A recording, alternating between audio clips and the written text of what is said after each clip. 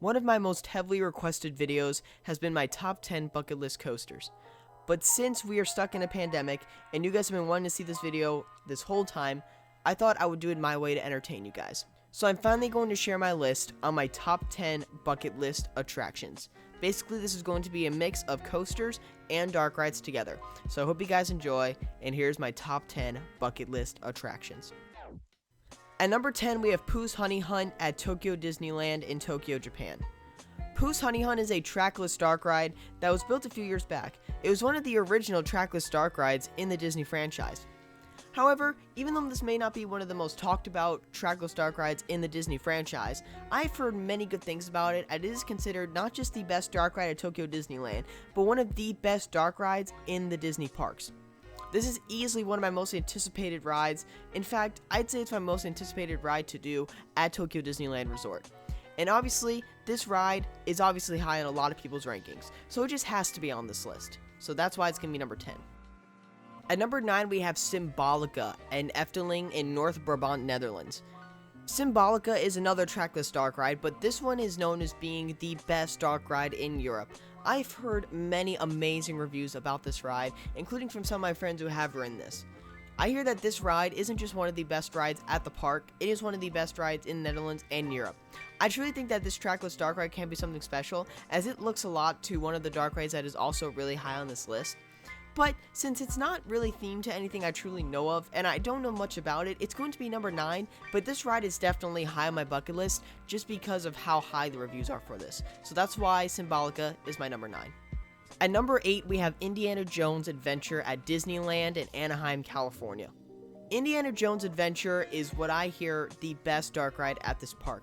I hear that this ride combines a lot of similar elements to Dinosaur at Animal Kingdom, and Dinosaur is one of my personal favorite dark rides. And to hear that this one is even better just truly gives me an awe-inspiring aspect for this ride. I cannot wait to get on this when I go visit Disneyland in September, and I could see this as being one of my favorite dark rides. And since I've heard such rave reviews about it, it will easily be one of my favorite rides in all of the park. So that's why Indiana Jones Adventures is number 8. At number 7, we have Janica at Fuji-Q Highland in Fuji-Yoshida, Japan. Janica is an SNS 4th dimensional coaster that I have heard is not just one of the best coasters in Japan, but one of the best coasters in the world. This 4th dimensional coaster is very similar to X2 at Six Flags Magic Mountain, and it is an exact clone of Dinoconda at China Dinosaurs Park. But I just see Janica as being one of the most insane coaster experiences in the world. As if the layout wasn't crazy enough, the ride just flips you over and over and over again, giving you airtime, laterals, forceful intensity. There's just so much to this ride that truly makes it not just one of the most unique experiences, but one of the best experiences. And that's why Janica is going to be number 7. At number 6, we have Zadra at Energylandia in Zadra, Poland. This RMC hybrid truly looks like one of the best coasters in the world. I personally see this as being the best coaster in the world due to its insane airtime, intensity, and just the insanely fast transitions on this ride. I mean, this wave turn just tries to throw you. This stall looks absolutely incredible. It's one of the tallest RMC hybrids. Like, this thing is just everything you want. And the fact that it's at Energylandia with some other insane coasters just makes it even better. But I honestly see Zadra as being the best coaster in the world. So that's why it's going to be number 6, just because of how insane this ride is. At number 5, we have the Schlur des Kernen at Hansa Park in Siersdorf, Germany. This Gerstlauer Infinity coaster, in my eyes, is easily one of my top bucket list roller coasters. Because this ride has so many elements to it that can act as surprises to most people, this coaster is just so unique in its own way. The storytelling aspect on this coaster really makes it a lot better. From the second you walk into the queue, from the second you get off, it's a whole interactive experience. While it may be at a park like Hansa Park, this ride truly has Disney level theming. Even when you put your bags away, it's themed. The way you get your queue selected, it's themed. Plus, this ride easily is one of the best soundtracks in the world, I feel like, not just on a coaster, but on an attraction. And this ride just looks so intense. Easily Carnan's going to be really high on this list, and that's why it's going to be number 5. At number 4, we have Radiator Springs Racers at Disney's California Adventure in Anaheim, California. Oh my gosh, I love Cars. The Cars franchise is easily one of my favorite movie franchises in Disney.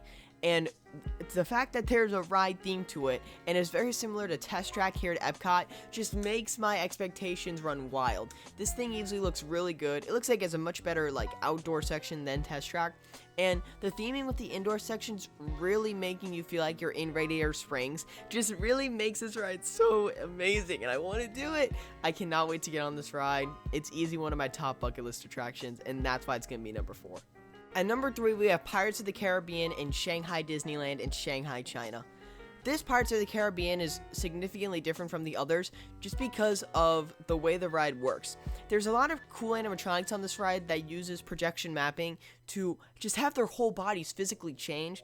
The boat doesn't even have a true layout as magnetics really drive this ride, so the whole boat is just freely floating around the water, but the magnetics is what's making the boat freely spin and do a bunch of insane things. And literally there are rooms in this where it truly makes you feel like you're in a battle, as the projection mapping on this ride just makes you feel like you're underwater and you're going through this whole ride with such an interactive experience. And it really is probably one of the most interactive rides in all of Disney history, and that's why it's going to be number 3. At number 2, we easily have my most anticipated roller coaster, and this is Dododampa at Fuji-Q Highland in Fuji-Yoshida, Japan. Oh my gosh, this SNS air compressed launch coaster is easily one of my most anticipated just because of that launch.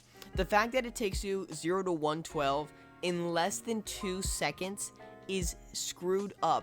To think of that speed counting 1 and then you're already going 112 miles per hour. That is to be easily one of the most insane accelerations. And with Top Thrill Dragster being my number 1 favorite roller coaster, I can even imagine the force that this thing would have to pull. And that is why it's going to be number 2, just because of its insane amount of forces. And who can forget when the guy says, "Launch time!" at the beginning of the ride. Launch time! 3, 2... 1, we have Mystic Manor at Hong Kong Disneyland in Hong Kong, China.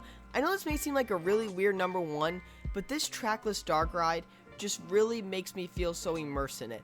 Obviously, Hong Kong Disneyland did not want to go for Haunted Mansion, so they did their version of it instead. And the way this ride works with the projections and the sounds and the whole ride just being so odd, it just really makes it one of my most anticipated rides just because of how odd this ride is. Plus, with, of course, Disney's new type of modern technology that they've been using on all their latest rides, it just looks incredible. And especially with me after riding rides like Rise of the Resistance and Mickey and Minnie's Runaway Railway, this thing just looks so good. And that is why Mystic Manor is my number 1 most anticipated dark ride. So there we have it, my top 10 bucket list attractions. Obviously, this may be very different from a lot of other people's opinions, but hey, it's my opinion in the end, and I respect everyone's opinions. So tell me what you guys maybe have as your top 10 dark rides, coasters, or bucket list attractions down in the comment section below. Obviously, I feel like I have a lot of coasters on this list that a lot of people can relate to, or a lot of dark rides on this list with the same faction. So I hope you guys enjoyed this video. I'll see you guys later, and follow the thrill.